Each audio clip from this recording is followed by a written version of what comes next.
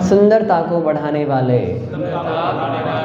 अनुवाद तथा तात्पर्य कृष्ण कृपा मूर्ति ऐसी भक्ति वेदांत स्वामी शिल प्रभुपाद जी के द्वारा शिल प्रभुपाद की। द्वारकापुरी समस्त ऋतुओं के ऐश्वर्य से पूर्ण थी। उसमें सर्वत्र आश्रम, उद्यान, पुष्पोद्यान, बगीचा तथा कमलों से परिपूर्ण जलाशय थे। मानव सभ्यता की पूर्णता प्रकृति के वरदानों का सदुपयोग उनके सहज रूप में करने से संभव बनाई जा सकती है। जैसा कि यहाँ द्वारका के ऐश्वर्य के वर्णन से स्पष्ट है, उसके चारों ओर पुष्पोद्यान तथा फलों के बगीचे थे और जलाशय थे जो कमलों से परिपूर्ण थे। यहाँ पर किसी मिल तथा पशुवध केंद्र के बल पर चलने वाली फैक्ट्री का उल्लेख नहीं है, जो आधुनिक महानगरों के लिए आवश्यक साज सामग्री है। फिर भी आधुनिक सुसंस्कृत मनुष्य के अंतःकरण में भी प्रकृति के वरदानों का उपयोग करने की रुचि आज भी मौजूद है। आधुनिक सभ्यता के नेता अपने निजी आवासों को ऐसे स्थानों में बनाते हैं जहां सुंदर बगीचे तथा जलाशय हों, लेकिन सामान्य व्यक्तियों को वे बगीचों से रहित दमघोटू स्थानों में रहने हेतु छोड़ देते हैं। लेकिन यहाँ पर हमें द्वारकापुरी का सर्वथा भिन्न वर्णन प्राप्त होता है। ऐसा लगता है कि समस्त धाम ऐसे उद्यानों तथा बगीचों एवं कमलों से परिपूर्ण जलाशयों द्वारा घिरा हुआ था। ऐसा लगता है कि सभी मनुष्य प्रकृति द्वारा प्रदत्त फूलों तथा फलों पर निर्भर थे और वहाँ ऐसे उद्योग नहीं थे जो गंदी बस्ती तथा झुग्गी झोपड़ियों को बढ़ावा देते हैं। सभ्यता की प्रगति का अनुमान उन मिलों तथा फैक्ट्रियों की बढ़ोतरी से नहीं लगाया जाता जिनसे मनुष्य की कोमल भावनाएं विनष्ट हों, अपितु मनुष्यों में प्रभावशाली आध्यात्मिक प्रकृतियों के विकास से लगाया जाता है, जिससे उन्हें भगवत धाम वापस जाने का अवसर प्राप्त हो सके। फैक्ट्रियों तथा मिलों का विकास उग्रकम कहलाता है और ऐसे कर्म मनुष्य तथा समाज की सुकोमल भावनाओं को क्षय करके उसे असुरों का कारागार बना देती है। यहाँ पर हम पवित्र वृक्षों का उल्लेख पाते हैं जिनमें ऋतु के अनुसार फूल फल लगते हैं। अपवित्र वृक्ष केवल व्यर्थ के जंगल होते हैं और उनका उपयोग केवल ईंधन के लिए हो सकता है। आधुनिक सभ्यता में ऐसे अपवित्र वृक्षों को सड़क के दोनों किनारों पर रोपा जाता है। मानवीय शक्ति का सदुपयोग सुकोमल भावनाओं के विकास के लिए होना चाहिए, जिससे आध्यात्मिक ज्ञान प्राप्त हो सके और इसी में जीवन का समाधान प्राप्त होता है। मनुष्य के शरीर में सूक्ष्म तंतुओं के विकास के लिए फल, फूल, सुंदर उद्यान, बगीचा, कमलों के बीच क्रीड़ा करते बतख एवं हंसों से युक्त जलाशय तथा प्रचुर दूध तथा मक्खन देने वाली गायें आवश्यक हैं। इसके विपरीत कारागार तुल्य खाने, फैक्ट्रियां तथा कार्यशालाएं श्रमिक वर्ग में आसुरी प्रवृत्तियों को जन्म देती हैं। श्रमिक वर्ग के बल पर ही शोषण को प्रश्रय मिलता है। फलस्वरूप उनमें अनेक प्रकार के उग्र संघर्ष होते रहते हैं। द्वारका धाम का वर्णन मानवीय सभ्यता के लिए एक आदर्श प्रस्तुत करता है। कृपया अनुवाद दोहराइए। द्वारकापुरी समस्त ऋतुओं के ऐश्वर्य से पूर्ण थी। उसमें समस्त आश्रम, उसमें सर्वस्त्र आश्रम, उद्यान, पुष्प उद्यान, बगीचा तथा कमलों से परिपूर्ण जलाशय थे। ओम ज्ञानतिमिरान्धस्य ज्ञानाञ्जनशलाकया चक्षुरुन्मीलितं येन तस्मै श्रीगुरवे नमः।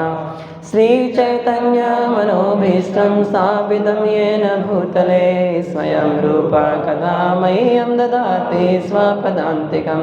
वन्देऽहं श्रीगुरो श्रीतापदकमलं श्रीगुरुन् वैष्णवांश्च श्रीरूपं साग्रजातं सहगना रघुनाथान्वितं तं सजीवं साद्वैतं सावधूतं परिजनसहितं कृष्णचैतन्यदेवं श्रीराधा कृष्णपादान् सहगना ललिता श्रीविशाखान्वितांश्च नमो ॐ विष्णुपादाय कृष्णपृष्ठाय भूतले श्रीमते भक्तिवेदान्त स्वामिन् इति नामिने नमस्ते सारस्वते देवे गौरवाणी प्रचारिणे निर्विशेष शून्यवादी पाश्चात्यदेशतारिणे नमो ॐ विष्णुपादाय कृष्णपृष्ठाय भूतले श्रीमते भक्तिसिद्धान्त सरस्वती इति नामिने श्रीवार्षभानवी देवी दयिताय कृपाब्धये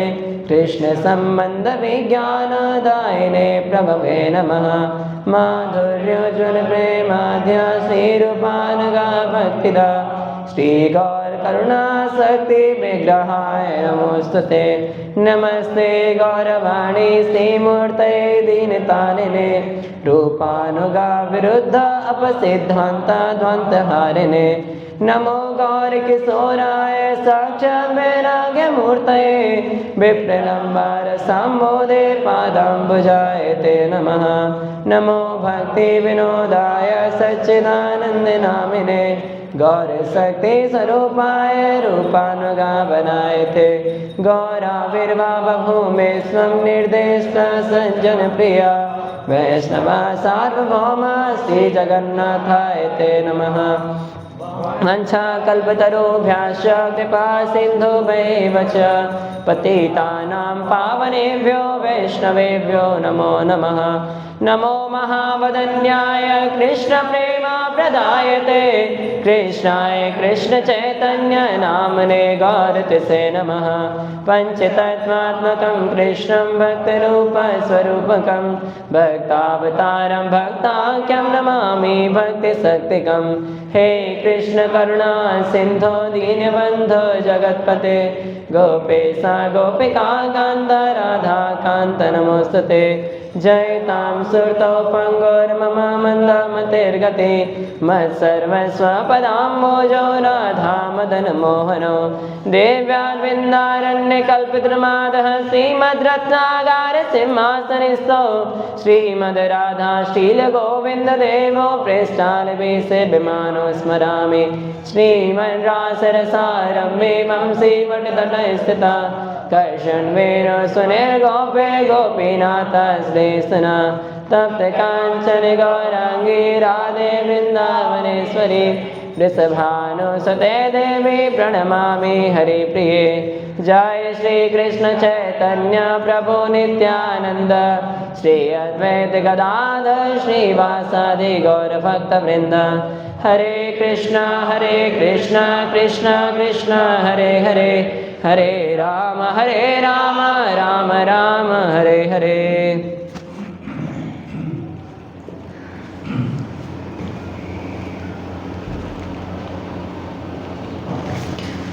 हरे कृष्णा। तो हम स्कंद 1:11 अध्याय 12वें श्लोक में पढ़ रहे हैं। तो यहाँ पर प्रसंग चल रहा है कि जब भगवान श्री कृष्ण हस्तिनापुर से वापस द्वारका में प्रवेश करते हैं तो किस तरह भगवान का स्वागत होता है, और तो उस तरह का वहाँ पर वातावरण क्या है वो बताया गया है। तो कैसे भगवान का स्वागत करते हैं द्वारका के निवासी। तो पिछले श्लोक में बताया गया था कि किस तरह जो राजधानी है वो किस तरह से उसका सिक्योरिटी है, कैसे बहुत तरह से प्रोटेक्टेड है। और इस श्लोक में बताया गया है कि उसमें सुंदरता कैसी है, द्वारका नगरी की सुंदरता क्या है। तो यहाँ पे बताया गया है द्वारकापुरी समस्त ऋतुओं के ऐश्वर्य से पूर्ण थी। उसमें सर्वत्र आश्रम, उद्यान, पुष्प उद्यान, बगीचा तथा कमलों से परिपूर्ण जलाशय थे। तो हम थोड़ा अन्वय देखेंगे इस श्लोक का। सर्व ऋतु सर्व विभव, सर्व ऋतु मतलब सारी ऋतु, और सर्व विभव मतलब सारा वैभव। तो इसका मतलब क्या है कि द्वारकापुरी में सारी ऋतुओं का सारा वैभव हमेशा व्याप्त था। जैसे कि अभी ग्रीष्म सीजन आता है, ग्रीष्म ऋतु आती है, तो ग्रीष्म ऋतु का वैभव क्या है? आम। तो इसका मतलब है कि आम केवल ग्रीष्म ऋतु में नहीं थे बल्कि सारी ऋतुओं में विद्यमान थे। लेकिन अभी जैसे अभी सर्दी का मौसम चल रहा है, सर्दी, तो सर्दी में अगर ऐसा मौसम हमेशा, ये इसका वैभव है क्या? नहीं, इसका वैभव ये नहीं है। इसका वैभव क्या है सर्दी ऋतु का?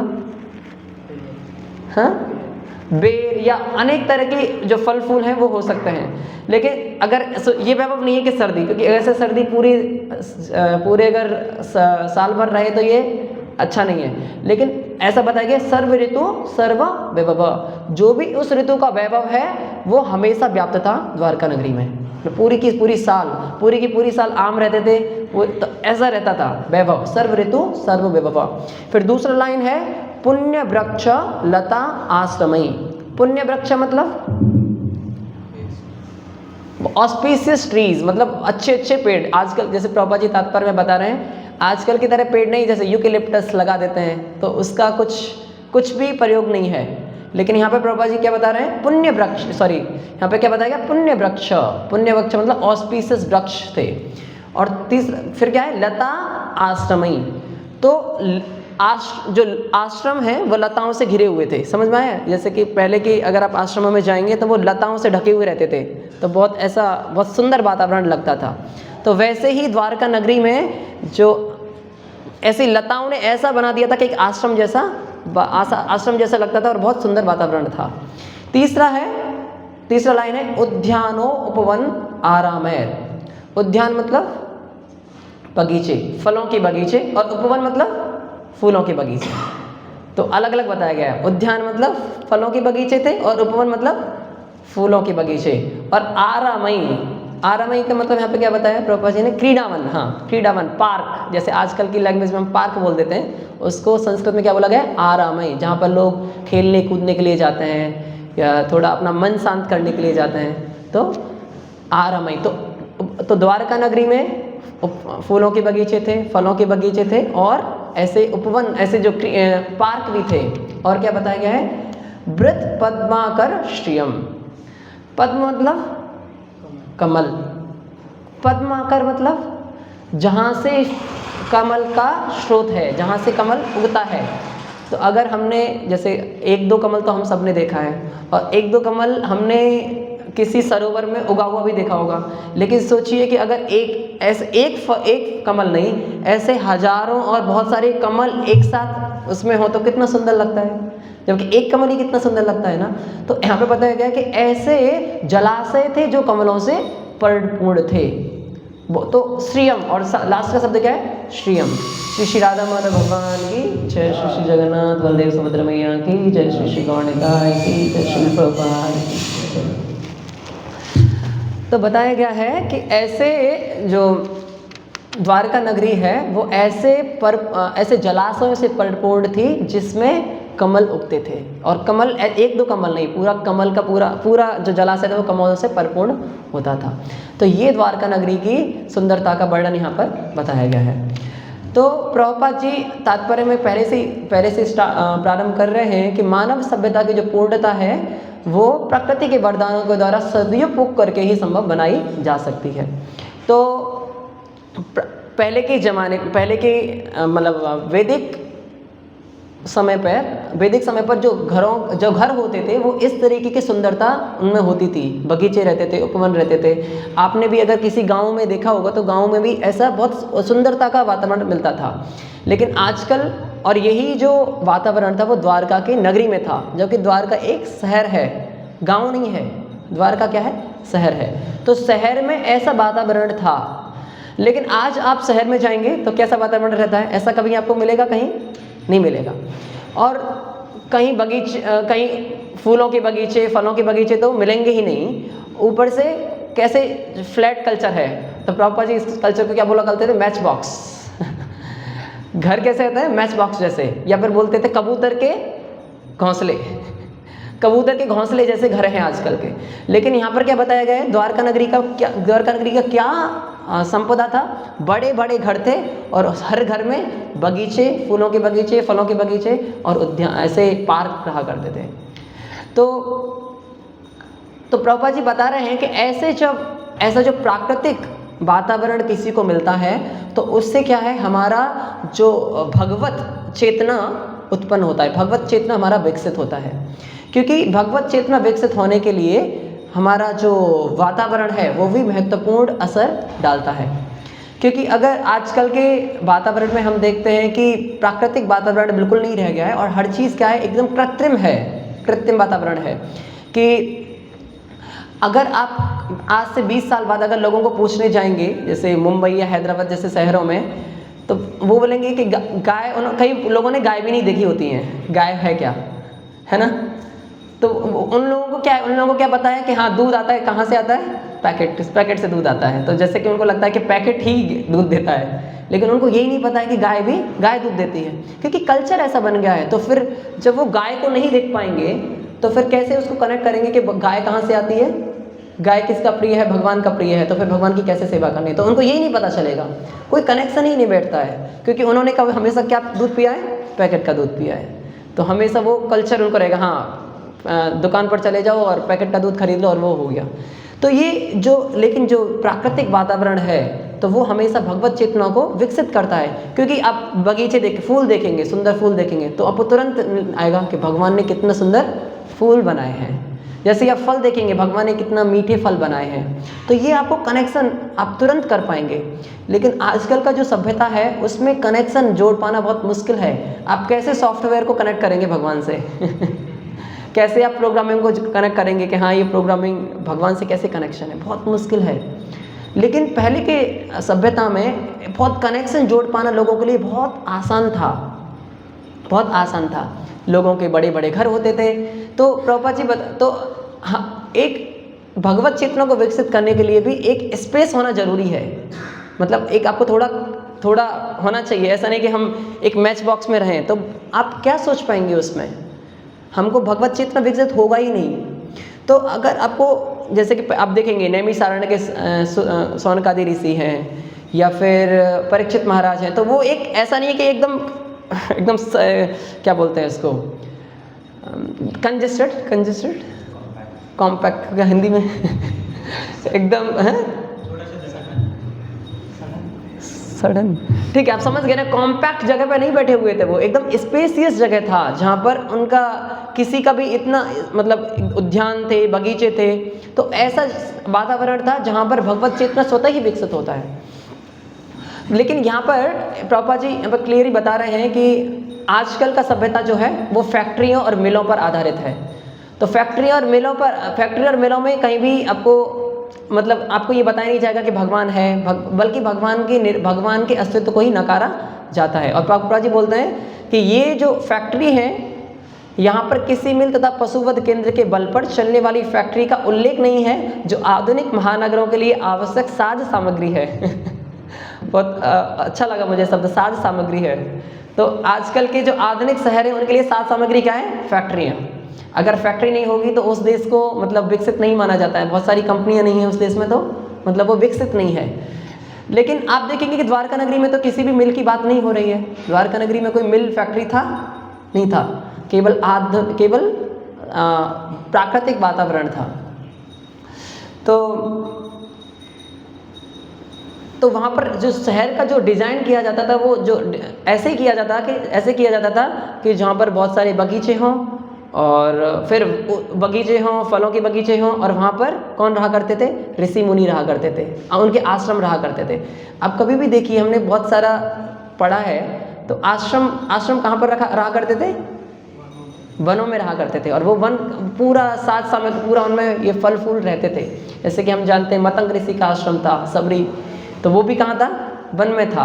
तो जब भगवान राम आए तो उन्होंने भी, सबरी ने क्या किया, भगवान के लिए फल फूल दिए। वैसे ही भगवान कृष्ण जब विदुर के पास जाते हैं तो विदुरानी भी क्या लेके आती हैं उनके लिए, केला लेके आती हैं। तो क्योंकि उनके पास केला का बगीचा था, उनके पास बहुत सारी चीज़ें ऑफर करने के लिए नहीं थी, लेकिन फल फूल तो हमेशा रहते थे लोगों के लिए, क्योंकि बगीचा बहुत उपलब्ध रहते थे आसानी से।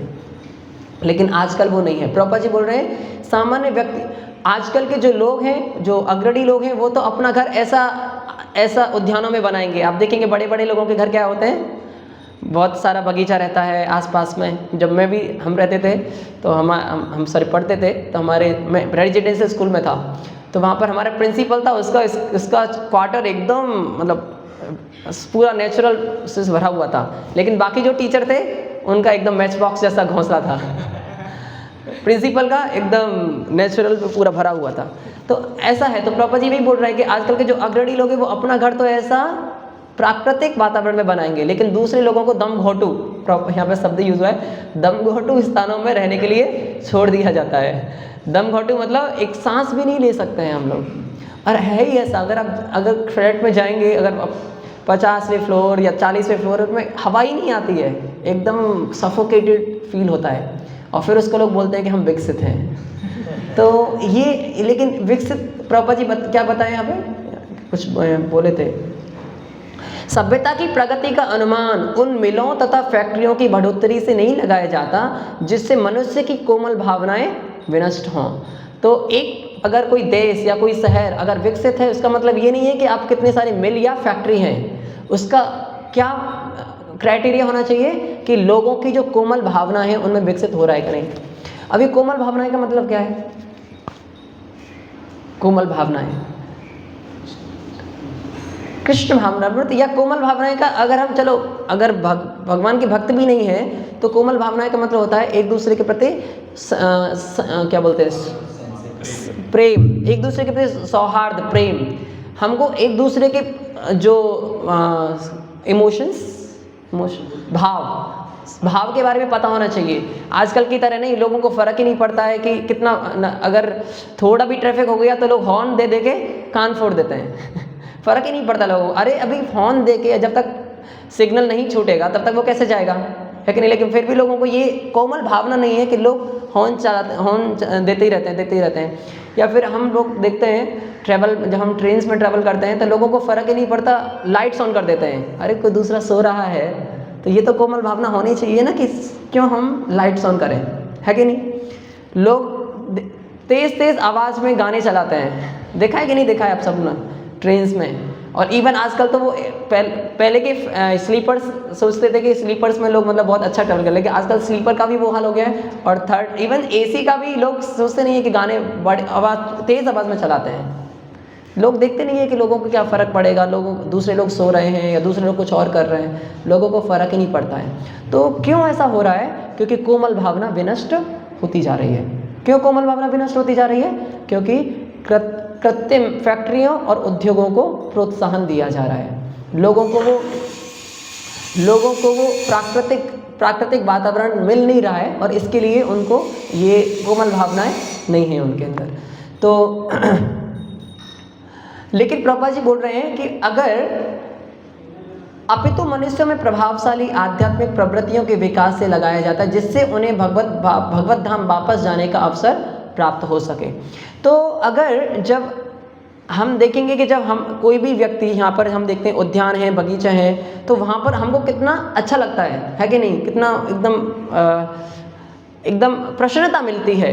तो जब यहाँ पर हमको प्रसन्नता मिलती है तो द्वारकापुरी में भी वही वर्णन है। और what to speak of Golok Vrindavan, क्योंकि गोलोक वृंदावन पूरी तरह से क्या है, प्राकृतिक चीज़ों से भरा हुआ है। तो जब हम ऐसे बगीचे में जाएंगे तो हमारा मन करेगा कि हाँ, अगर यहाँ पर ऐसा लग रहा है तो वहाँ पर कैसा लगेगा। तो हमारी भी इच्छा होगी कि हमको भगवत धाम वापस जाने की। लेकिन आजकल वो हमको मौका ही, अवसर ही नहीं दिया जाता है कि लोग ऐसे बगीचों में, उद्यानों के बीच में रहें। तो हम देखेंगे कि चैतन्य महाप्रभु को भी ऐसे उद्यान पसंद थे। जब चैतन्य महाप्रभु जगन्नाथ रथ यात्रा में जाया करते थे, तो जगन्नाथ रथ यात्रा के बाद चैतन्य महाप्रभु कहाँ पर आते थे? जगन्नाथ वल्लभ गार्डन्स, वहाँ पर चैतन्य महाप्रभु समय बिताया करते थे। या फिर चैतन्य महाप्रभु प्रतिदिन गदाधर पंडित के पास भागवतम कथा सुनने जाया करते थे। कहाँ पर? टोटा गोपीनाथ। जो टोटा गोपीनाथ मंदिर है वो एक पूरा प्राकृतिक फूलों फलों से सुशोभित था। तो टोटा गोपीनाथ मंदिर ऐसा बोला जाता है वो एक जगन्नाथपुरी के अंदर वृंदावन है। तो जब चैतन्य महाप्रभु भगवान से विरह महसूस करते थे तो वो टोटा गोपीनाथ मंदिर जाया करते थे और वहाँ पर गदाधर पंडित से भगवान के बारे में या प्रहलाद महाराज या ध्रुव महाराज की कथा के बारे में सुना करते थे। तो आप देखिए कि हमने जितना भी सुना है कि भागवतम कथा हो रहा है तो वो कहाँ पर होता था? वो ऐसे प्राकृतिक वातावरण में होता था। चैतन्य महाप्रभु सुनते थे, या फिर नैमिषारण्य के सूत गोस्वामी सुना रहे हैं, या फिर सुखदेव गोस्वामी परीक्षित महाराज को सुना रहे हैं। कहाँ पर सुना रहे हैं वो? गंगा नदी के तट पर सुना रहे हैं। तो ऐसा प्राकृतिक वातावरण होता था। या फिर विदुर मैत्रेय संवाद हो रहा है। तो इस ऐसे सब जो संवाद हैं, या ऐसे जो भागवतम का जो चर्चा हुआ, भागवत चर्चा हुआ, तो वो सब एक प्राकृतिक वातावरण में होता था। क्यों? क्योंकि वो स्वतः ही हमारी भगवत चेतना को विकसित करता है।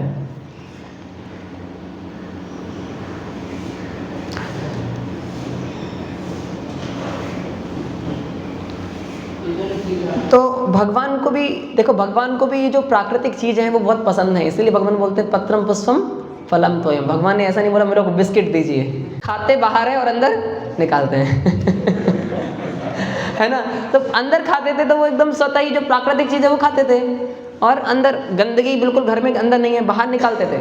लेकिन आजकल बाहर खाते हैं। कौन बनाने का कष्ट करेगा? अभी कौन बनाएगा? स्विगी, जोमेटो और ये सब उपलब्ध है ना, तो फिर बाहर खाते हैं और उतना उल्टा सीधा खाते हैं। किसको क्या पता है कौन सा मसाला डाला, कितना तेल डाला, किसको थोड़ा पता है। तो इसलिए क्या होता है, इनका स्वास्थ्य बहुत खराब हो जाता है। अभी आजकल के युवाओं लोगों को भी कितना सारा स्वास्थ्य में समस्याएं है, जबकि पहले के ज़माने में आप सुनेंगे कि बड़े बूढ़े लोग भी एकदम 80-90 साल तक वो चले जाते थे और कोई भी स्वास्थ्य में प्रॉब्लम समस्या नहीं होता था। मतलब बेशक से आँख और नाक कान ये सुनना बंद कर देते, पर एज फार एज मतलब किडनी काम नहीं कर रहा है, या फिर पाचन क्रिया नहीं हो रहा है, ये सब तो रहता था। जैसे कि मुझे याद है मेरे दादाजी अभी हाल ही में गुजरे, पूरा ज़िंदगी भर उनको ऐसा कुछ समस्या नहीं हुआ। कभी कभार बुखार ताव आ गया तो अलग बात है, लेकिन पूरा ज़िंदगी भर उनको डाइजेशन प्रॉब्लम ये सब कुछ नहीं हुआ था। और वो घी पीते थे, वो लोग घी पिया करते थे उस ज़माने में क्योंकि नेचुरल था सब कुछ। वो घी, दूध, मक्खन ये सब खाया करते थे, क्योंकि वो सब प्राकृतिक है, भगवान का दिया हुआ है, तो उसमें कोई समस्या नहीं है। लेकिन आजकल हमको समस्या हो रही है, क्योंकि हम क्या नूडल्स, पास्ता, पिज्ज़ा इस पर आधारित है हमारा जीवन।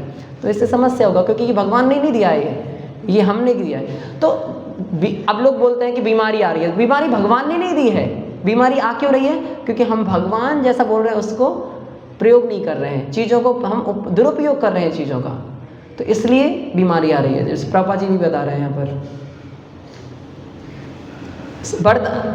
प्रकृति के वरदानों का सदुपयोग करके ही हम मानव सभ्यता की पूर्णता को संभव बना सकते हैं। लेकिन हम दुरुपयोग करेंगे तो नहीं होगा। दुरुपयोग करेंगे तो बीमारी आएंगी ही आएंगी।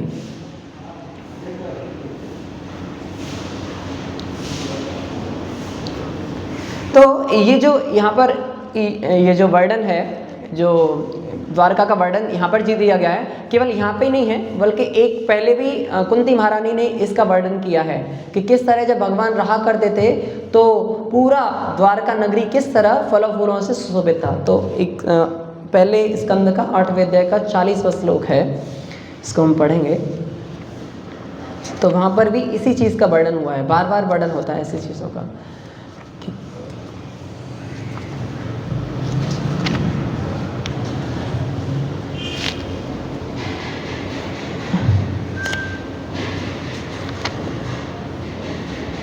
तो 40वां श्लोक। इमे जना पदा स्वृद्धा सुपक्वसदी विरोधः वनाद्रीनाद्य उदन्वन्तो हि एधन्ते तवीक्षितै। यहाँ पर बताया गया ये सभी नगर तथा ग्राम सब प्रकार से समृद्ध हो रहे हैं, क्योंकि जड़ी बूटियां तथा अन्नों की प्रचुरता है। वृक्ष फलों से लदे हैं, नदियां बह रही हैं, पर्वत खनिजों से तथा समुद्र संपदा से भरे पड़े हैं, और यह सब उन पर आपकी कृपा दृष्टि पड़ने से ही हुआ है। तो यहाँ पर भी बताया गया कि समान चीज़ बताई गई है कि जब भगवान वहाँ पर थे तो पूरा के द्वारका नगरी है वो इस तरीके से नदियाँ बह रही हैं, पर्वत खनिजों से तथा समुद्र संपदा से भरे पड़े हैं। तो ऐसा प्राकृतिक संपदा था जब भगवान वहाँ पर थे। तो जैसे ही भगवान वहाँ पर चले गए तो ये प्राकृतिक संपदा नहीं रहा, क्योंकि प्राकृतिक संपदाओं का लोगों ने दुरुपयोग करना प्रारंभ कर दिया। तो जैसे ही हम दुरुपयोग करते हैं तो जो पृथ्वी है वो अपना सुंदरता को संकुचित कर लेती है।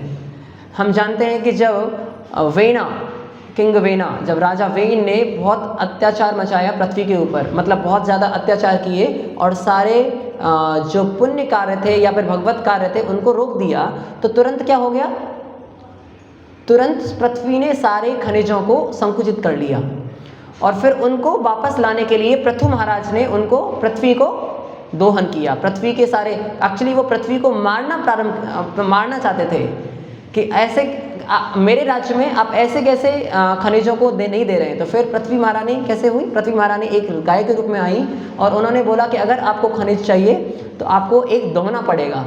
तो पृथ्वी महारानी तो कैसे गाय के रूप में है और पृथु महाराज एक दोहने वाले के रूप में आए। और इस तरह वहाँ पर बताया जाता है कि बहुत सारे अनेक तरीके से जो देवताओं के रूप में इंद्र महाराज ने दोहा, तो इस तरीके से अनेक लोगों ने उनका दोहन किया जिससे कि उनको वापस संपदा प्राप्त हुआ।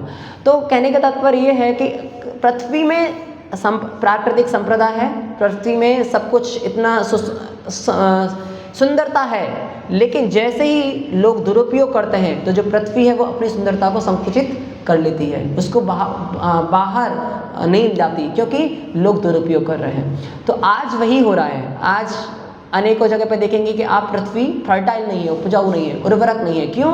क्योंकि लोगों ने दुरुपयोग करना प्रारंभ कर दिया। लोग अनेक फैक्ट्रियाँ बना रहे हैं, उसमें बहुत सारे रसायन प्रयोग कर रहे हैं। रसायनों का जो वेस्ट पदार्थ है वो कहाँ जा रहा है, नदियों में प्रवाह हो रहा है। और फिर उस नदी के पानी को आप अगर खेतों में डालेंगे तो क्या होगा, हमारा अनाज नहीं उगेगा, हमको जो हमको मिलना चाहिए वो नहीं मिलेगा। इसीलिए आजकल जो हम खाते हैं उसको लगता नहीं है लोगों को, मतलब हम जो खाते हैं उसका जो सही में हमारा स्वास्थ्य ठीक रहना चाहिए या ऊर्जा मिलना चाहिए वो नहीं मिलता है लोगों को। क्योंकि आप खुद से सोचिए कि अगर आप एक वन में जाएंगे, उद्यान में जाएंगे और एक आम को तोड़िए और भगवान को अर्पण करके खाइए, उसका स्वाद चखिए, और दूसरा कार्बाइड वाला आम चखिए, उसमें कोई स्वाद रहता है? नहीं रहता है, क्योंकि वो एकदम दुरुपयोग करके बनाया गया है। वह आजकल सारा फल फूल वैसे ही है, उसमें इंजेक्शन लगाते हैं और हम खाते हैं। तो उसमें क्यों? क्योंकि जल्दी है लोगों को। और आज वही क्या, आजकल तो दूध भी वैसे ही आ रहा है, लोग गायों में इंजेक्शन दिया जाता है ताकि ज़्यादा दूध मिले। तो फिर उस इंजेक्शन, वो भी क्या है, वो भी एक्चुअली उस दूध को भी वायलेंट दूध माना जाता है। वो भी एक वेजिटेरियन दूध नहीं है।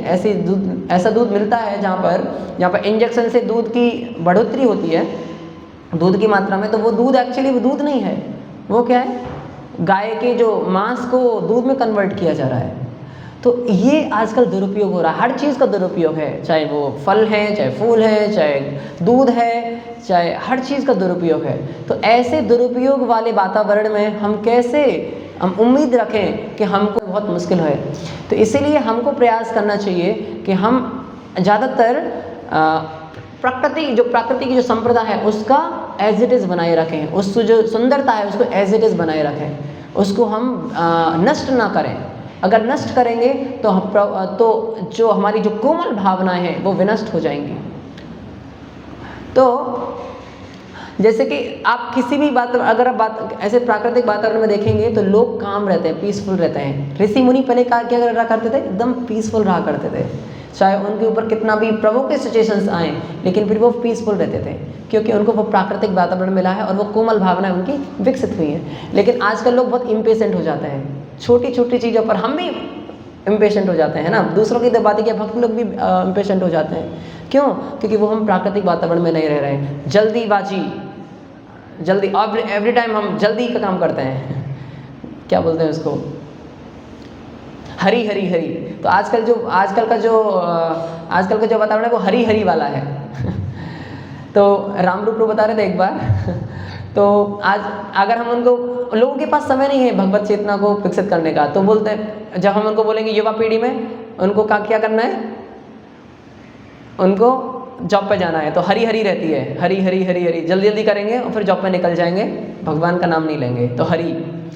फिर बुढ़ापा आता है, बुढ़ापे में बोलेंगे भगवान का नाम लो, नहीं, तो क्या था, वरी चिंता रहती है तो नहीं लेंगे, और फिर थोड़े दिन बाद सॉरी, तो हरी वरी एंड सॉरी। तो कैसे भगवान का नाम नहीं ले पाते हैं, भगवान का नाम। तो ये आज इतना तेज गति से चलने वाला जो वातावरण है वो भगवान की चेतना को विकसित करने में हमको विघ्न डालता है। लेकिन अब देखेंगे कि अगर जो साधु का जो स्वभाव है वो क्या है, तितिक्षवा कारुणिका सुहृदय सर्वदेहिनाम अजात शत्रवा शांता साधवा साधुभूषणा। तो वो एक जो साधु है वो क्या रहता है, शांत रहता है। इतना तेज़ गति से चलने वाला ये करो, ठीक है हमको भगवान की सेवा करना है, लेकिन हमेशा माइंड एजिटेटेड नहीं रहना है। एजिटेटेड रहेगा तो हम भगवान की चेतना को विकसित नहीं कर पाएंगे। पीसफुल रहना चाहिए। जैसे कि आप देखेंगे अगर किसी भी प्रभुपाद जी को देखिए, प्रभुपाद जी के शिष्यों को देखिए, एकदम पीसफुल रहते हैं। हिज होलीनेस गोपाल कृष्ण गोस्वामी महाराज के पास कितने सारे प्रोजेक्ट रहते थे हमेशा, लेकिन जब महाराज किसी से भी बात किया करते थे ऐसा लगता था कि महाराज के पास उसके लिए ही समय है, बहुत सारा समय है। पीसफुल थे, कितने सारे प्रोजेक्ट होने के बाद भी पीसफुल रहा करते थे। या किसी भी महाराज को लीजिए, हर एक प्रभुपाद जी के जपतका स्वामी महाराज, कितने सारे प्रोजेक्ट हैं, कितने सारे लोगों से मिलना है, कितनी सारी मीटिंग्स हैं, लेकिन फिर भी पीसफुल हैं। एक व्यक्ति से बात करते हैं तो वो व्यक्तिगत समय देते हैं। ऐसा नहीं है कि हाँ समय देखने लगते हैं लोग आजकल, कब ख़त्म होगा बताने के लिए उसको बोलेंगे नहीं, लेकिन फिर बॉस देखने लगते हैं तो बॉस से पता चल रहा है कि हाँ इसके पास समय नहीं है। तो ऐसा नहीं है। ये हमको ये जो तेज़ गति से चलने वाला जो वातावरण है वो हमको सिखा रहा है। लेकिन जो साधु का जो स्वभाव है वो शांत रहना है, वो व्यक्तिगत समय देना है। और जब व्यक्तिगत समय देना भी एक ही कोमल भावना है कि हम दूसरे के इमोशंस को समझने का प्रयास कर रहे हैं, दूसरे के जीवन में क्या समस्या है उसको समझने का प्रयास कर रहे हैं। क्योंकि दूसरे को गाइड कब कर सकते हैं आप, जब आप समय देंगे। सब समय नहीं देंगे तो कैसे हम उनको मार्गदर्शन करेंगे। तो हमारा जो आंदोलन है कृष्ण भावनामृत आंदोलन, प्रभुपाद जी ने इसलिए बनाया है ताकि हम एक दूसरे के लिए समय दे पाएँ, एक दूसरे के समय दें, उनकी भावनाओं को समझें, उनको मार्गदर्शन करें। तो ये कब संभव है, जब हम ऐसा चेतना बनाएंगे, जब हम प्रकृति के जो संपदा है उसको दुरुपयोग नहीं करेंगे, उसका उपयोग करेंगे और उसको भगवान की सेवा में लगाएंगे। तो ये बहुत महत्वपूर्ण है कि हमको जो भी प्रकृति ने दिया है, जो भी भगवान ने दिया है, उसका हम सदुपयोग करें, उसको दुरुपयोग ना करें कि मैं अपनी इंद्रिय तृप्ति के लिए हम कुछ भी कर देते हैं, सोचते नहीं है इंद्रिय तृप्ति के लिए। हाँ ये मेरे को ज़रूरत है तो वृक्ष काट दिया, या फिर ज़रूरत नहीं है। हम भक्त होने के बाद भी हम कभी कभी ऐसा कर देते हैं, लेकिन हमको हमेशा ध्यान देना चाहिए कि अगर आप एक वृक्ष काट रहे हैं तो दूसरी तरफ एक वृक्ष लगाना चाहिए। बहुत साधारण है ये चीज़। हमको लगेगा कि अरे प्रभु जी महत्वपूर्ण है क्या, महत्वपूर्ण है, भगवान ने बनाया है। तो अगर आप वृक्ष कैसे भी आपको काटना पड़ रहा है तो वृक्ष को लगाइए भी।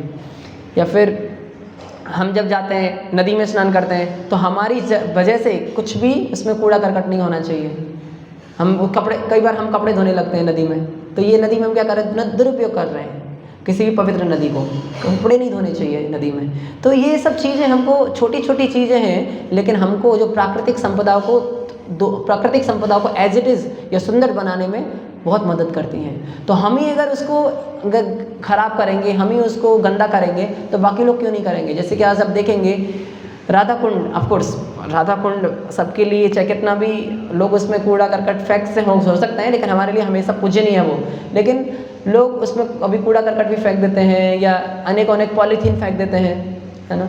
तो हम ही जब ऐसा करेंगे तो फिर बाकी लोग क्या करेंगे। तो एक भक्त होने के नाते हमारा ये कर्तव्य बनता है कि हम एक उदाहरण पेश करें लोगों के सामने कि कैसे प्राकृतिक संपदाओं को उपयोग करना है, उनका दुरुपयोग नहीं करना है, ताकि बाकी लोग भी सोचेंगे कि हाँ ये कितने सहनशील हैं, कि हमें कितने सहनशील नहीं, एक राइट वर्ड, सेंसिटिव हैं, कितने सेंसिटिव हैं चीज़ों के प्रति। और लोग इसका सराहना करते हैं। कई बार अगर आपने देखा होगा, अगर हम कई बार डस्टबिन में ना फेंक के लेकिन बहुत असर डालती हैं कि हमको अगर कूड़ा है तो हम थोड़ा देर आपको हो सकता है चलना पड़ जाए, लेकिन डस्टबिन में ही डालना चाहिए, इधर उधर नहीं फेंकना चाहिए। क्योंकि आप बोलेंगे अरे क्या है, लेकिन प्रकृति है ना, प्रकृति तो भगवान ने दिया है ना, तो हम प्रकृति को कैसे गंदा कर सकते हैं। तो ये चीज़ जब यहाँ पे जो बताया गया है कि द्वारका नगरी ऐसी चीज़ों से सुशोभित है, तो हम भी ऐसी नगरी को प्राप्त कर सकते हैं। ऐसा जो भगवान का जो धाम है, द्वारका धाम है, या फिर मथुरा है, या फिर वृंदावन धाम है, वैकुंठ धाम है, ये सब ऐसे फूलों से या फलों से सुशोभित है। हम तीसरे स्कंद में जब चतुर्कुमार जब वैकुंठ में प्रवेश करते हैं तो वहाँ पर भी बताया जाता है कि क्या उसका प्राकृतिक वातावरण है। अनेकों अनेकों फूलों के बारे में बताया जाता है। पारिजात वृक्ष, चमेली, ये सब वृक्षों के बारे में बताया जाता है। बहुत सारे फूलों के बारे में बताया जाता है और पक्षियों के बारे में बताया जाता है कि कितने सारे वृक्ष चहचहा रहे हैं वैकुंठ में। वैकुंठ की बात हो रही है, वृंदावन की बात नहीं हो रही है। तो ये वैकुंठ का भी वातावरण बहुत प्राकृतिक है। तो वैसे ही वृंदावन का वातावरण भी बहुत प्राकृतिक है। तो हमको अगर उस वातावरण में जाना है तो उसके लिए पेमेंट करना पड़ेगा। वो क्या पेमेंट क्या है? हरे कृष्णा कृष्णा कृष्णा हरे हरे, हरे राम राम राम हरे हरे। तो जब हम इस भगवान के नाम जप करेंगे तो हम भी उस भगवत धाम जा सकते हैं। क्योंकि जैसे बताया जाता है कि अगर आप अमेरिका जाएंगे तो सबसे पहले आप क्या करेंगे? हाँ नहीं, अमेरिका चले गए फिर क्या करेंगे? हाँ, करेंसी एक्सचेंज करेंगे ना, क्योंकि आपके पास तो रुपए हैं, वहाँ पे रुपए कोई काम के नहीं है। तो सबसे पहले आप क्या करेंगे? रुपयों को डॉलर में कन्वर्ट करेंगे। तो वैसे ही जब आप भगवत धाम जाएंगे तो हमको करेंसी चाहिए, क्योंकि ये वाली करेंसी जो रुपए हैं वो वहाँ पे काम नहीं करेंगे, वहाँ पे और भी करेंसी काम करती है। वो क्या करेंसी है? भगवान का नाम। तो हमको भगवान के नाम से ही वहाँ पर जा सकते हैं। भगवान का नाम ही वहाँ पे करेंसी, और कुछ करेंसी नहीं है। तो वही उसकी हमको आवश्यकता है। तो जैसे कि एक नवयुग महाराज एक सॉन्ग गाते हैं, राम नाम के हीरे मोती मैं बिखराऊं गली गली, ले लो रे कोई राम का प्यारा शोर मचाऊं गली गली। तो राम नाम के हीरे मोती हैं, भगवान नाम के ये हीरे मोती हैं। इसमें यही तो धन है, वास्तविक धन है ये। गोलोकेरा प्रेम धन हरि नाम संकीर्तन, ये एक वास्तविक धन है। तो जब इस वास्तविक धन को हम जप करेंगे तो तभी हम भगवान के धाम जा सकते हैं। अन्यथा हमको फिर से इस जो आजकल को जो मिल फैक्ट्री द्वारा जो दुरुपयोग किया हुआ जो प्राकृतिक वातावरण है उसमें ही हमको रहना पड़ेगा। मैच बॉक्स जैसे और कबूतर वाले घोंसले में हमको रहना पड़ेगा। लेकिन आप स्पेसियस वातावरण में रहना चाहते हैं तो हमको भगवान के धाम जाना पड़ेगा, जो कि संभव है भगवान के नाम लेने से। हरे कृष्णा। तो मैं इधर ही विराम दूंगा। किसी का कोई प्रश्न है या टिप्पणी है तो ले सकता है।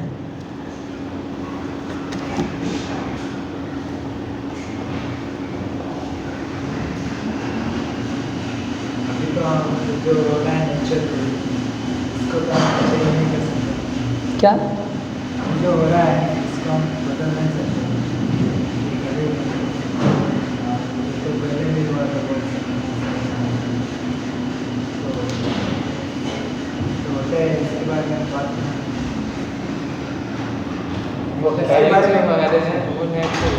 क्या अभी जो हो रहा है जैसे का प्रभाव फैली हो, हाँ। इसके बारे में बात करना है। इसके बारे में क्यों बात करना है? अच्छा, ये बोल रहे हैं कि वो तो अभी होता ही रहेगा, तो फिर हम इसके बारे में क्या कर सकते हैं? तो जब हम भगवत चेतना को प्रचार करेंगे, लोगों में प्रचार करेंगे कि क्या भगवान का दिया हुआ है, तो जब भगवान का चेतना फैलेगा तो लोगों में समझ आएगी कि क्या मेरा है और क्या भगवान का है, और क्या कैसे हम इस भगवान की जो साथ सामग्री दी हुई है उसको हम संभाल सकते हैं। तो फिर ये जो चेतना जब लोगों में आएगी तो लोग प्रकृति का दुरुपयोग नहीं करेंगे। तो हमको इस तरह का वातावरण मिल पाएगा जहाँ पर हम अच्छे से भजन कर पाएंगे। अगर नहीं तो क्या होगा कि सारे वन जंगल सब कुछ नष्ट हो जाएंगे और हमारे जो टेम्पल्स भी क्या सिटीज़ में हैं, तो फिर लोगों के एकदम तेज़ गति से चलने वाला जो समय है वो रहेगा। लेकिन कहीं भी हमको वातावरण नहीं मिलेगा जहाँ पे हम अच्छे से शांति से हम भगवान का जप कर सकें। तो ये भगवत चेतना को हमको फैलाना है ताकि लोगों में समझ आए कि नहीं, प्रकृति का जो द्वारा दिया गया जो चीज़ है उसको संवार के रखना है। तो और इसका फ़र्क पड़ेगा। जैसे हमारे फार्म हाउस है अलग अलग जगह पे, यहाँ पर मुफ्तलासरी है, हैदराबाद में सिलसिला है, या अनेकों फार्म है, वो क्या है संवार के रखना है। नहीं तो क्या होगा, हर चीज़ ख़त्म हो जाएगी।